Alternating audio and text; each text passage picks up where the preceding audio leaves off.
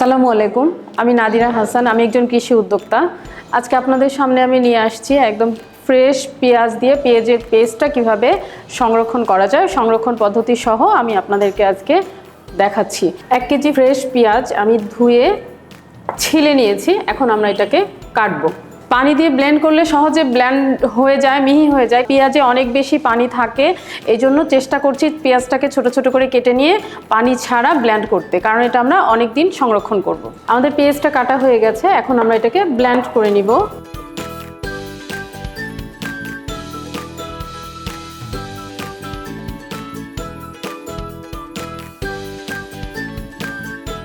আমি চেষ্টা করছি এটাকে পানি ছাড়া কিভাবে ব্লেন্ড করা যায়।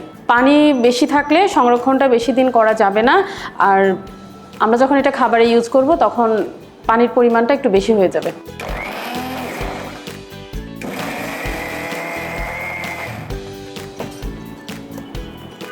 কেউ চাইলে আপনারা এই পেস্টটা পাটাতেও করতে পারেন।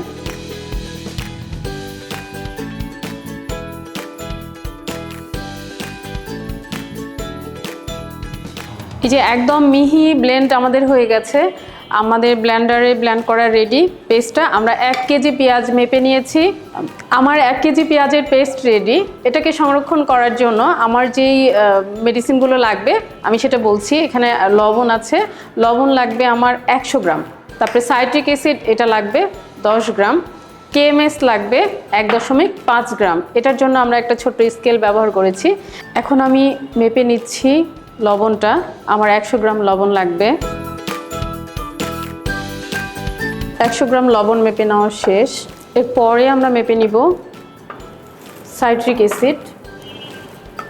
এটা লাগবে মাত্র 10 গ্রাম। আমি এখন কেএমএসটা মেপে নিচ্ছি। কেএমএসটা 1.5 গ্রাম দিব।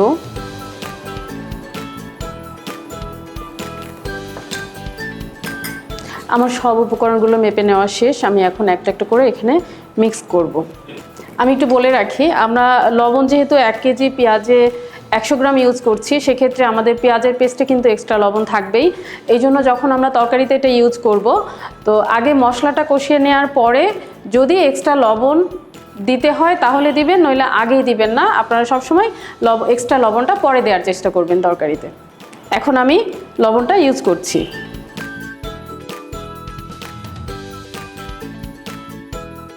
এবার একইভাবে আমরা সাইট্রিক অ্যাসিডটাও ইউজ করছি।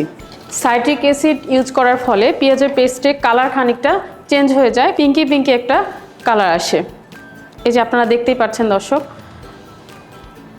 কালারটা কিন্তু আমাদের নিমিষেই চেঞ্জ হয়ে গেল। সবশেষে আমরা কেএমএসটা ইউজ করব। এটা একটু দানা দানা আছে, তাই আমি দানাটা ভেঙে নিব যেন পেঁয়াজের পেস্টের সাথে সুন্দরভাবে মিক্সিং হয়ে যায়।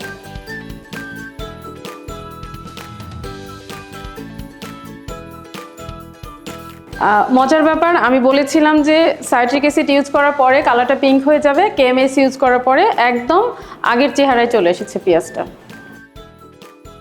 আমাদের মিক্সিংটা পুরো শেষ হয়ে গেছে। আমরা এটা বোঝার আরেকটা সুন্দর উপায়, একদম সহজ উপায়, যেটা যে পিঙ্ক কালারটা ছিল সেটা কিন্তু শেষ হয়ে গিয়ে দেখেন একদম সাদা কালার হয়ে গেছে, পেঁয়াজের কালার হয়ে গেছে। এখন আমরা এটা বুঝে গেছি যে আমাদের মিক্সিং শেষ।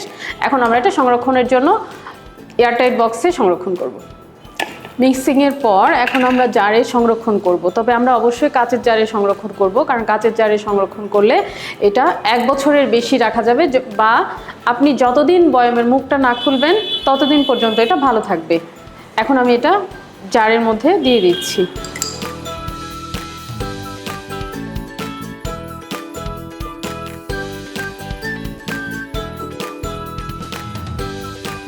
এটা আমরা জারে সংরক্ষণ করে নিলাম। আর এই কাচের জারের যেই মুখটা আছে এটা লাগানোর একটা পদ্ধতি আছে। এইটা লাগানোর পরে যতদিন আপনি এটা না খুলবেন ততদিন এই পেস্টটা আপনার ভালো থাকবে, কিন্তু খোলার পরে 1 মাস ভালো থাকবে।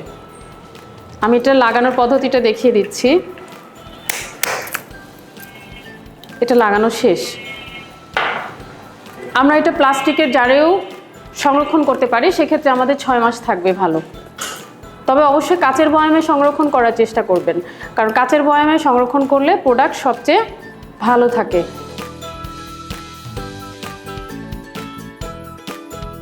এই পেঁয়াজের পেস্টটি সংরক্ষণের সবচেয়ে বড় সুবিধা হলো এটি ফ্রিজে রাখতে হবে না। এটি রান্নাঘরের যে কোনো কর্নারে আপনারা রেখে দিতে পারবেন। তবে এই বোতলের মুখটা খোলার পরে 1 মাসের মধ্যে যদি কোনো অংশ বেঁচে যায় বা যদি সামান্য অংশটুকু বেঁচে যায়, সেটা আপনারা নর্মাল তাপমাত্রাতে রেখেই ইউজ করতে পারবেন।